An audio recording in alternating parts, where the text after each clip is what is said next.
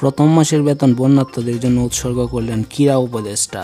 প্রথম মাসের বেতন বন্যায় ক্ষতিগ্রস্তদের জন্য ত্রাণ তহবিলে জমা দেওয়ার ঘোষণা দিয়েছেন অন্তর্বর্তী সরকারের যুব ও ক্রীড়া মন্ত্রণালয়ের উপদেষ্টা আসিফ মাহমুদ সজীব ভুঁইয়া।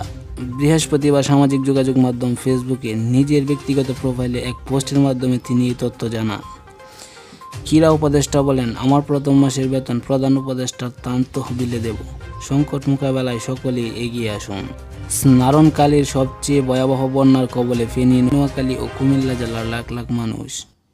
তলিয়ে গেছে রাস্তাঘাট, ঘরবাড়ি। এই অবস্থায় বন্যা পরিস্থিতিতে আটকে পড়া বাসিন্দাদের উদ্ধার কার্যক্রমে ও খাবার দিতে সারা বাংলাদেশ থেকে বিভিন্ন টিম যাচ্ছে এসব অঞ্চলে। এছাড়া সারা দেশে বিভিন্ন জায়গা থেকে বন্যা দুর্গতদের জন্য ফান্ড সংগ্রহ করা হচ্ছে। নিয়মিত সকল আপডেট পেতে চ্যানেলটিকে সাবস্ক্রাইব করে সাথেই থাকুন। ভিডিওটি ভালো লাগলে একটি লাইক, কমেন্ট, শেয়ার করুন।